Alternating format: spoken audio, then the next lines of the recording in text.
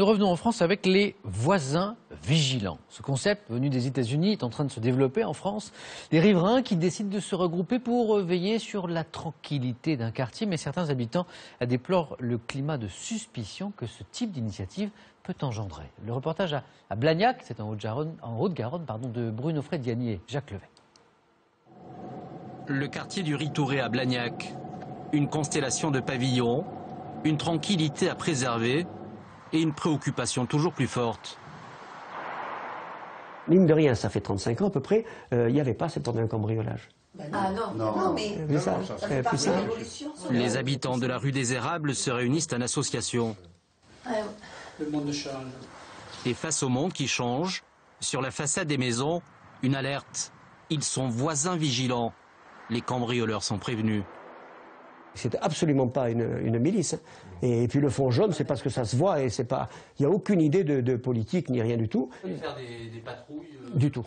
Du tout, du tout. On a un œil vigilant de passer un petit coup d'œil, de toute façon, personne traîner ou rentrer chez un voisin, mais personnellement, on fera pas ce ne sera pas une milice, absolument pas. Les voisins vigilants, c'est une association sur Internet qui revendique un état d'esprit convivial, comprenez sans délation. Et le nombre d'inscrits est exponentiel depuis septembre. 150 nouveaux membres chaque jour. L'association revendique le soutien de l'ancien ministre de l'Intérieur Claude Guéant. Un soutien relayé par Manuel Valls. Je souhaite également en appeler à la mobilisation de tous nos concitoyens. La majeure partie des interpellations de cambrioleurs en flagrant délit intervient à la suite d'une intrusion suspecte signalée par le voisinage. Chacun, on le voit bien, a un rôle à jouer.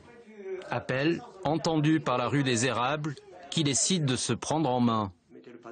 On ne va pas se substituer à la police, mais bon, c'est vrai que on peut nous dire aussi que la police ne peut pas être partout. Bon, ça c'est certain. Et à partir de là, peut-être qu'on est sur le terrain, on doit être plus impliqué de façon justement à pouvoir pallier à cette défaillance. Un avis qui ne fait pas l'unanimité dans la rue. Appuyer la police au risque d'être zélé, le climat du quartier aurait changé. Je veux pas a priori me méfier de tout le monde. Je trouve que c'est quelque chose qui me déplaît.